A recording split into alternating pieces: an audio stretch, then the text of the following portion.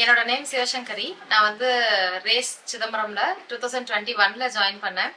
First இயர்ல எல்லா ப்ரிலிம்ஸுமே வந்து 0.5 0.25 அப்படி மிஸ் ஆயிடுச்சு. அண்ட் தென் அதுக்கு அடுத்த இயர் செகண்ட் இயர் என்னோட ப்ரிப்பரேஷன்ல எல்லா ப்ரிலிம்ஸுமே கட் ஆஃப் விட ஒரு 10 மார்க் அதிகமாக எடுத்து கிளியர் பண்ணேன். அண்ட் மெயின்ஸ்ல வந்து கிளர்க்கா இருந்துச்சு அப்படின்னா மெயின்ஸ்ல கிளியர் ஆகல. அண்ட் பிஓவா இருந்துச்சு அப்படின்னா மெயின்ஸும் கிளியர் பண்ணி இன்டர்வியூ போனா ஃபைனல் ரிசல்ட்ல வந்து 0.5 0.25 அந்த மாதிரி மிஸ் ஆனிச்சு. அண்ட் பர்சனலா நிறைய இஷ்யூஸ் இருந்துச்சு. ஸோ அதனால என்னால கண்டினியூ பண்ணி அப்போ அதை கிளியர் பண்ண முடியல. ஸோ இதோட நம்ம விட்டுறக்கூடாது அப்படிங்கிறதுனால தேர்ட் இயர் வந்து கண்டிப்பா இந்த தடவை கிளியர் பண்ணிடணும் அப்படின்னு சொல்லி எழுதினேன். அடுத்தது தேர்ட் இயர் எழுதுனதுல எஸ்பிபிஓ ஐபிபிஎஸ்பிஓல சென்ட்ரல் பேங்க் கிளியர் ஆச்சு. And then RRB clerk clear ஆச்சு. எஸ்பிஐ அப்ரண்டிஸுமே எழுதியிருந்தேன். நான் எஸ்பிஐ அப்ரண்டிஸ் வந்து வேண்டாம், அது வந்து 1 இயர் கான்ட்ராக்ட் ஜாப் தான், அதனால அதெல்லாம் வேண்டாம் அப்படிலாம் சொன்னாங்க. பட் பரவாயில்ல, ஏதோ ஒரு வேலை நம்ம கையில ஒரு வேலை இருக்கணும் அப்படிங்கறதுனால எஸ்பிஐ அப்ரண்டிஸுமே எழுதியிருந்தேன். அதுவும் கிளியர் ஆச்சு. ஃபர்ஸ்ட் வந்த கிளியர் ரிசல்ட் அப்படிங்கிறது ஆர்ஆர்பி கிளர்க்கு. அப்புறம் ஆர்ஆர்பி கிளர்க் ஆக்சுவலா வெயிட்டிங் லிஸ்ட்ல இருந்துச்சு. ஸோ ஃபர்ஸ்ட் கிளியர் ஆகி வந்த ரிசல்ட் வந்து எஸ்பிஐ அப்ரண்டிஸ் தான். அப்பவே வந்து நான் கேட்ட ஒரே கேள்வி, எஸ்பிஐல வந்து ஐடி கார்டு கொடுப்பாங்களா, அப்படின்னா நான் அந்த வேலைக்கு போறேன் அப்படின்னு தான் சொல்லியிருந்தேன். ஸோ அந்த அளவுக்கு ஒரு கிரேஸ் இருந்துச்சு அந்த வேலை மேல. அண்ட் எஸ்பிஐ அப்ரண்டிஸ் கிளியர் ஆகி அதுக்கப்புறம் எஸ்பிஐ பிஓட ரிசல்ட் வந்தப்போ ஃபர்ஸ்ட் வந்து மார்ச் 19க்கு முன்னாடி ஒரு தடவை ஒரு ரிசல்ட் வந்திருந்தாங்க. 17 or 16ல வந்து ஒரு ரிசல்ட் ஒன்று டிக்ளேர் பண்ணியிருந்தாங்க. அதில் வந்து பார்த்தா ஓப்பன் பண்ணும்போது கிளியர் இல்லை அப்படின்னு சொல்லி வந்துருச்சு. சரி, ஓகே, இந்த தடவையும் கிளியர் ஆகல, அவ்வளோதான், நம்ம வந்து அப்ரண்டிஸே போய்க்கலாம் அப்படின்னு சொல்லி இருந்தேன். பட் ஒரு 8 o'clock நைட் 8 o'clock 9 o'clock போல ரிசல்ட் வந்து நைட்டு 12 o'clock போல என்ன சொன்னாங்கன்னா அந்த ரிசல்ட் ஃபேக்குன்னு சொன்னாங்க. அது ஃபேக்குன்னு சொன்னதுக்கு அப்புறம் தான் எனக்கு ஒரு நம்பிக்கை வந்தது. அப்பாடா, சரி பார்ப்போம், அடுத்தது ரிசல்ட் என்னங்கிறத பார்ப்போம் அப்படிங்கிற மாதிரி வெயிட் பண்ணேன். அண்ட் மார்ச் 19 வந்து ரிசல்ட் வந்தது, ஒரிஜினல் ரிசல்ட் வந்தது. வந்தப்போ கிளியர் அப்படின்னு சொல்லி பார்த்தேன். அந்த மொமெண்ட் வந்து இத்தனை வருஷம் கஷ்டப்பட்டது, இந்த 3 இயர்ஸ்ல வந்து ஒரு தடவை எக்ஸாம் போறப்பையும் ஒரு தடவை எக்ஸாமுக்கு அப்ளை பண்ணும் போதும் முதல் நாள் மறுநாள் எக்ஸாம்ஸ் எல்லாம் இருக்கும். வீக்லி ஒன்ஸ் எக்ஸாம்ஸ் இருக்கும். வீக்கெண்ட்ல வந்து டூர் போற மாதிரி சென்னை போயிட்டு வந்துட்டு இருப்பேன் நான் எக்ஸாம் எழுதுறதுக்கு. எல்லாருமே கேட்பாங்க, இது என்ன வார வாரம் போயிட்டு இருக்காங்க, வீக்கெண்ட்ல எல்லாம் போயிட்டு இருக்காங்க அப்படின்னு சொல்லி கேட்பாங்க. ஒரு தடவை நான் எக்ஸாமுக்கு போயிட்டு வரணும்னா எனக்கு அட்லீஸ்ட் ஒரு 1000ஆவது செலவாயிடும். இந்த 3 இயர்ஸ்ல வந்து ஃபுல் டியூரேஷனுக்கு எனக்கு ஒரு 30,000ஆவது அட்லீஸ்ட் செலவு ஆயிருக்கும். நான் எக்ஸாமுக்கு அப்ளை பண்ணதாகட்டும், பேக்கேஜஸ் வாங்கினதாகட்டும், இங்க இன்ஸ்டிடியூஷன் வர்ற ஃபீஸ் ஆகட்டும், அதுக்கு நான் போடுற பெட்ரோல், இது மாதிரி எல்லாத்தையும் சேர்த்து ஒரு 30,000 நான் செலவு பண்ணிருப்பேன். அந்த ஒரு மொமெண்ட் எனக்கு ரிசல்ட் வந்தப்ப என்னோட ஃபர்ஸ்ட் மாச சம்பளத்துல பாதி தான் அது அப்படிங்கும் போது அது ஒரு பெரிய சாட்டிஸ்பாக்சன் கொடுத்துச்சு. இவ்வளவு நாள் நம்ம பட்ட கஷ்டத்துக்கெல்லாம் ஒரு நல்ல ரிசல்ட் இருக்கு அப்படிங்கிற ஒரு சாட்டிஸ்பாக்சனை கொடுத்துச்சு. நான் வந்து கன்சிஸ்டன்டா படிச்சேன். ஒரு தடவை ஃபெயிலியர் ஆயிடுச்சு அப்படின்னாலும் அதோட சரி விட்டுருவோம், இதுக்கப்புறம் ட்ரை பண்ண வேண்டாம் அப்படிங்கிற மாதிரி நான் விடல, ஹோப் விடல. இந்த தடவை இந்த மாதிரி மிஸ் ஆயிடுச்சு. ஸோ அடுத்த தடவை அதை எப்படி ரெக்டிஃபை பண்ணலாம், அதை எப்படி அடுத்தது ஓவர் கம் பண்ணி வர முடியும் அப்படிங்கிற மாதிரி தான் நான் படித்தேன். பர்சனல் ப்ராப்ளம்ஸ் நிறைய இருந்ததுனாலும் படிக்க முடியல, ஃபினான்ஷியலா சப்போர்ட் இல்லை, மாரல் சப்போர்ட் இல்லை, அது இல்லை இது இல்லைன்னு எதையும் நான் ரீசனா எடுத்துக்கவே இல்லை. நமக்கு என்ன வந்து ஜெயிக்கிறதுக்கான ரீசன் அதை மட்டும் தான் நம்ம பார்க்கணும் அப்படிங்கிற மாதிரி படிச்சேன்.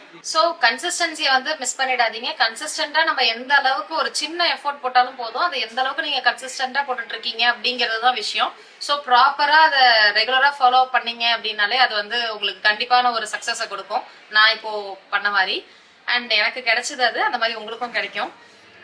ரேஸ் பத்தி சொல்லணும் அப்படின்னா நான் 2021ல ஜாயின் பண்ணேன். அந்த டைம்ல கோவிட் அதுக்கப்புறம் வந்ததுக்கு அப்புறம் இன்ஸ்டியூஷன்லாம் க்ளோஸ். ஸோ வீட்ல இருந்தே படிச்சுக்கோங்க அப்படிங்கிற மாதிரிலாம் சொல்லிட்டாங்க. நாங்க வந்து ஒரு 2-3 months தான் இருக்கும். அதுக்கப்புறமே கோவிட்னால க்ளோஸ் பண்ணோம் அப்படிங்கிற மாதிரி சொல்லிட்டாங்க. நான் ஹவுஸ் ஒய்ஃப் அப்படிங்கறதுனால என்னால வீட்டுல பசங்களை வச்சுட்டு, பசங்களுக்கும் அப்ப ஸ்கூல் கிடையாது, ஸோ பசங்களை வீட்டுல வச்சுட்டு, எனக்கு 2 பசங்க இருக்கிறாங்க, வீட்டுல படிக்கணும் அப்படிங்கறதெல்லாம் பாசிபிளே கிடையாது.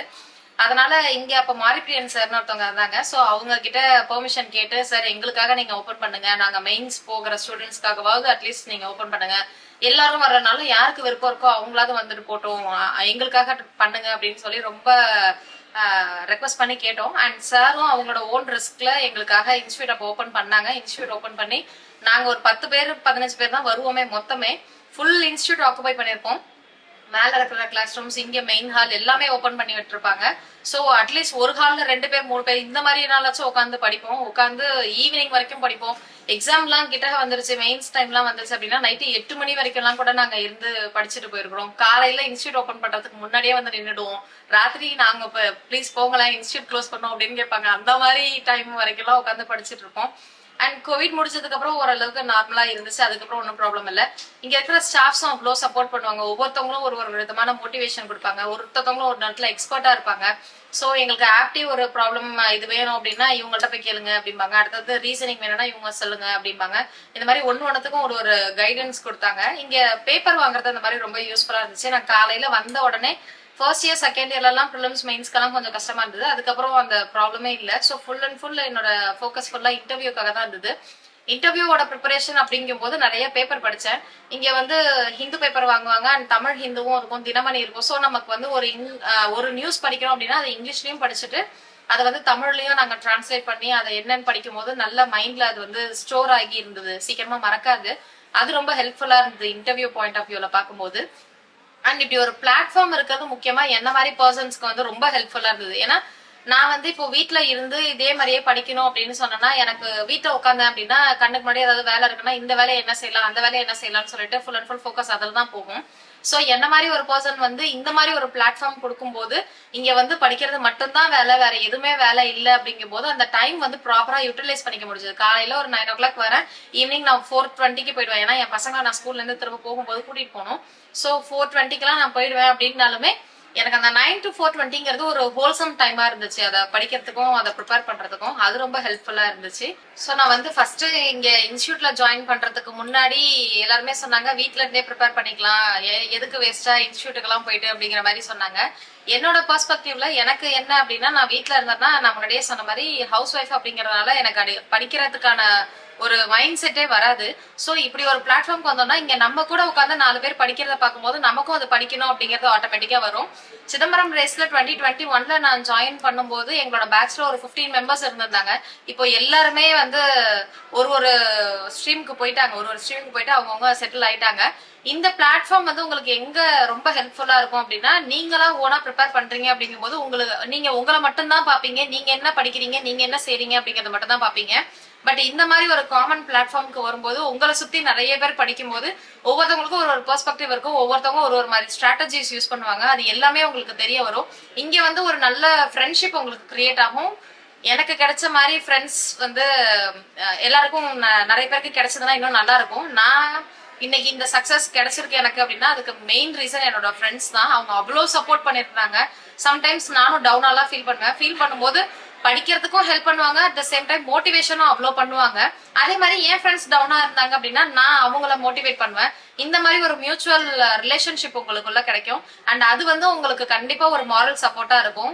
நீங்க எவ்வளவுதான் படிச்சீங்க அப்படின்னாலும் மாரல்லா நீங்க டவுன் ஆனீங்க அப்படின்னா திரும்ப உங்களால அதை விட்டு அகைன் வரும்போது ரொம்ப கஷ்டமா இருக்கும். இந்த மாதிரி ஒரு ஃப்ரெண்ட்ஸ் இருக்கிறாங்க, இந்த மாதிரி ஒரு பிளாட்ஃபார்ம் இருக்கு அப்படின்னா அந்த இடத்துல உங்களுக்கு ரொம்ப ஹெல்ப்ஃபுல்லா இருக்கும். அண்ட் இந்த பிளாட்ஃபார்ம் வந்து உங்களுக்கு இன்னொன்றுல இதெல்லாம் ரொம்ப ஹெல்ப்ஃபுல்லா இருக்கும்னா எக்ஸ்போசர் கிடைக்கும். நிறைய பேரை நீங்க மீட் பண்ணுவீங்க. இன்கேஸ் நீங்க ஒரு ஜாபுக்கு போறீங்க அப்படின்னா கூட இப்ப நான் இங்க இருக்கிறேன் அப்படின்னா என்னோட ஃப்ரெண்ட்ஸ் ஐபிபிஎஸ் பிஓ இருக்காங்க, ஐபிபிஎஸ் கிளர்க், எஸ்பிஐ பிஓவா இருக்காங்க, கிளர்க்கா இருக்கிறாங்க, ஆர்ஆர்பில இருக்கிறாங்க, இன்சூரன்ஸ் செக்டர்ல இருக்கிறாங்க, எல்ஐசில இருக்கிறாங்க. சோ இந்த மாதிரி நிறைய பீப்புள் இங்க வந்தீங்கன்னா டிஎன்பிஎஸ்சி ஸ்டூடெண்ட்ஸும் உங்களுக்கு ஃப்ரெண்ட்ஸ் ஆவாங்க, எஸ்எஸ்சி படிக்கிற ஸ்டூடெண்ட்ஸ் ஃப்ரெண்ட்ஸ் ஆவாங்க. நீங்க ஒரு பொசிஷனுக்கு போறீங்க அப்படின்னா நீங்க உங்க கூட இருக்கிறவங்க எல்லாரும் ஒரு வேலைக்கு போகும்போது அந்தந்த டிபார்ட்மெண்ட்ஸ்லயே உங்களுக்கு ஒரு பெரிய சப்போர்ட் இருக்கும். உங்களுக்கு ஏதாவது ஒரு ஹெல்ப் வேணும் அப்படின்னா அந்த டிபார்ட்மெண்ட்ல கேட்கலாம் அப்படிங்கிற ஒரு எக்ஸ்போசர் கிடைக்கும். இந்த மாதிரி நீங்க படிச்சு நீங்க மட்டும் அடுத்த ஸ்டெப்புக்கு போறதுக்கு இல்லாம உங்களோட கம்யூனிட்டியே டெவலப் ஆகும், உங்களோட சரௌண்டிங்ஸ் டெவலப் ஆகும். நீங்க அடுத்த லெவல் போகணும் அப்படிங்கும் போது உங்களுக்கு நிறைய ஹெல்ப் கிடைக்கும். எனக்கு அந்த மாதிரி நிறைய கிடைச்சிருக்கு. எனக்கு இப்போ இங்க கூட டிஎன்பிஎஸ்சில எல்லாம் ஃப்ரெண்ட்ஸ் நிறைய பேர் ஹெல்ப் பண்ணிருக்காங்க. இதுக்கு முன்னாடி எனக்கு சில வேலைகள் ஆகணும், ஏதாவது பண்ணணும் அப்படின்னா நம்ம போய் யார்கிட்டயும் லஞ்சம் கொடுக்க போறது கிடையாது, நம்ம போய் யார்கிட்டயும் எதுவும் ஹெல்ப்னு சொல்லி கேட்டு அவங்கள தொந்தரவு பண்ண போறது கிடையாது. பட் ஏதோ ஒரு எமர்ஜென்சில நமக்கும் ஒரு வேலை ஆகணும் அப்படின்னா நமக்கு தெரிஞ்சவங்க ஒருத்தவங்க இருக்கிறாங்க, நம்ம கூட படிச்சவங்க ஒருத்தவங்க இருக்கிறாங்கும் போது அந்த ஆஸ்பிரண்ட் மென்டாலிட்டி அவங்களுக்கும் இருக்கும், மோரோவர் ஃப்ரெண்ட்ஷிப்பும் இருக்கும். ஸோ அது உங்களுக்கு நிறைய ஹெல்ப் பண்ணும். ஸோ இந்த மாதிரி ஒரு பிளாட்ஃபார்ம் யூஸ் பண்ணிக்கிட்டீங்கன்னா உங்களுக்கு படிக்கிறதுக்கு யூஸ்ஃபுல்லா இருக்கும். அண்ட் படிக்கிறத விட உங்களோட லைஃபுக்கும் அது ரொம்ப யூஸ்ஃபுல்லா இருக்கும்.